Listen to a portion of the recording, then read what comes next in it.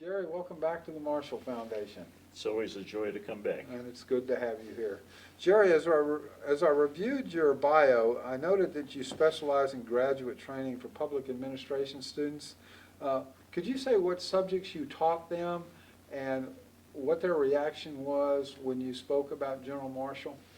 Okay, I taught about every subject you could possibly teach except budgeting.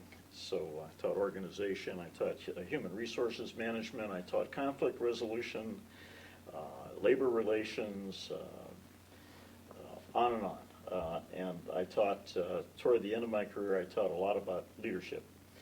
And that's when I started to get into Marshall. When I was studying leadership, I looked around for a good model of a public administrative leader. And I couldn't find anything in print. So I decided, well, perhaps I should write a book. And the best public administrator, the most ethical and the successful one that I could name was George Marshall. So I set about that task. I came up to this library, to this room, and I met Larry Bland, who was at that time in charge of the Marshall papers. Right. And he said, we need a book on Marshall leadership. We have Pogue's biography, we have that, and we have a lot of material on leadership, but we don't have a book on leadership. So I undertook that task in 2002. And I wrote it in order to use as an exemplar for public administration students who are going into government service. And you know, they don't have a lot of heroes. People make fun of bureaucrats. But the really good bureaucrats, the really good public leaders are, there are some magnificent leaders in the public sector, and I found Marshall to be among the very best. So that's how I came upon George Marshall. And what was the reaction of the students to George C. Marshall, and how did they react to his selflessness? Well, there was a lot of surprise, I think, because they have a certain concept of what a military leader is, which may come from the George C. Patton movie or something like this, swashbuckling, hard-nosed, and Marshall was just a revelation to them, I think. Well, very good. Now, that graduate training led to you to write your book. Okay? And did you use that book in class? I started to right at the end as I used readings from it, and I understand now that they have adopted the book and use it very frequently in leadership courses at WVU and some other places around the country. Right. Now, if we could switch to another subject. Tonight you're going to address the Marshall in Israel. Would you discuss how Marshall's positions on Israel developed over time and what influenced those decisions? Well, I think the influence, the primary influence comes when after he's done with military service and goes to China for President Truman in early 46, at the end of 45, 46.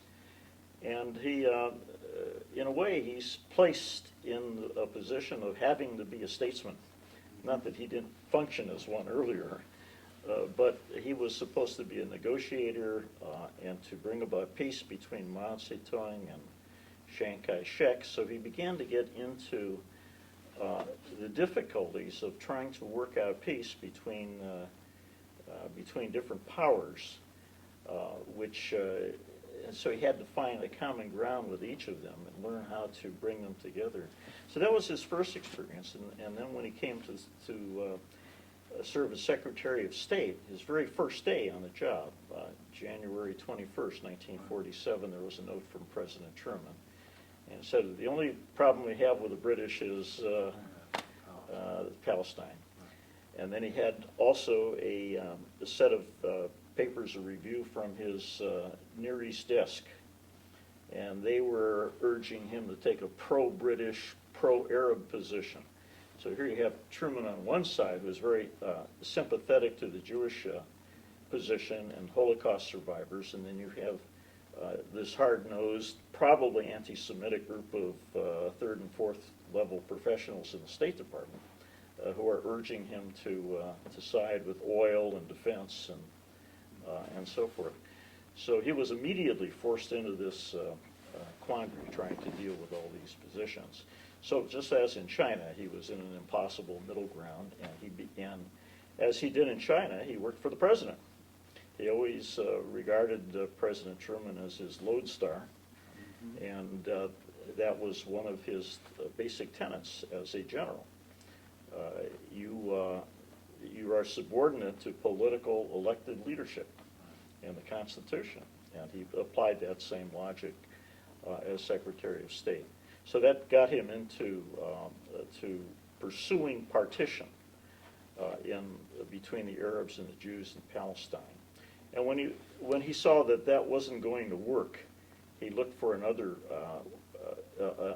way to in effect protect the Jewish population in Palestine, because his reading of the situation militarily was that the Jews were going to get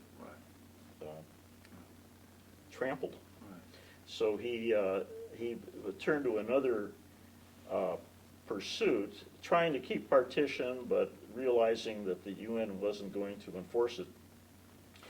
And Truman wasn't giving him much guidance at this point. I think Truman was somewhat confused. And then as it came down to the date when the British were going to leave, and something had to happen, and Marshall was pursuing one policy with our delegation, presumably with Truman's consent. And then at the last minute, Truman changed his mind and went with the idea that you should immediately recognize the Jewish state upon the British withdrawal. So that led to a very unusual flare-up between Truman and Marshall, which is the only one I can find in the history. Now, there are all sorts of myths about that meeting in the White House. Could you cover that? There are the myths. Yeah.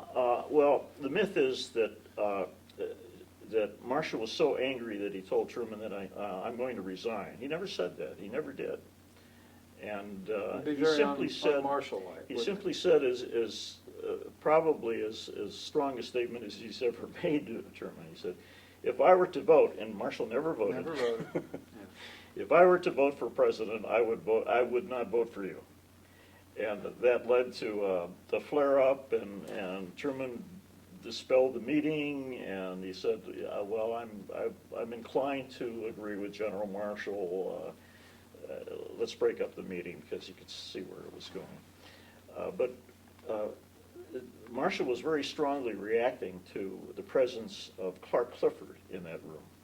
And Clark Clifford was the president's campaign manager for the '48 election. And Marshall smelled political shenanigans, and he really disliked the fact that Clifford was there speaking on an important foreign policy matter when he was a domestic advisor. And he said that. He said that he shouldn't be here. I think he's wrong. And if I were to vote, I wouldn't vote for you. And that broke up the meeting. And they resolved it. Lovett, his undersecretary under Marshall, Lovett and Clifford managed to get some sort of agreement in the next 2 days, to the point where Marshall said, "Well, I won't oppose it." And that, because had that become public, that kind of a disagreement and statement, it might have cost Truman the '48 election and destroyed or helped to destroy the relationship between the two men, which was, after that, was always first rate. They got along. Truman always thought Marshall was the greatest American, and Marshall had great admiration for Truman. And the American public opinion at this time, is it paralleling Marshall's concerns, or? Well, when the idea was suggested that maybe the Americans should replace the British as the mandatory power in Palestine,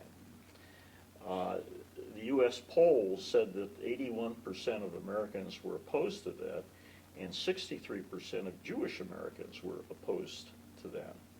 So Jewish American feeling was not as strong as you might think. They didn't want to put America in the position of trying to defend the Jewish state, because that would be a recurring thing over the years. Every war with the Arabs, the Americans would be involved. Right. And they didn't want to be in that position. America wanted to be free to play the honest broker between the two sides.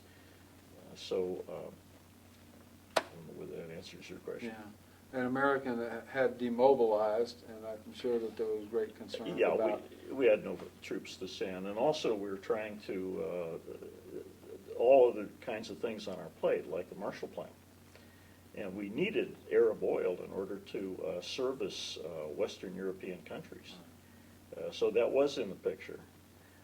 And we were sensitive to that, no question about it. So it wasn't just anti-Semitism at play, and it's certainly not Truman's anti-Semitism, because I don't think he had an anti-Semitic thought in his life. Well, Jerry, you're going to cover this tonight, Yes, I am. and we're looking forward to your presentation, and we thank you for coming to the Marshall Foundation. My pleasure. Thank you.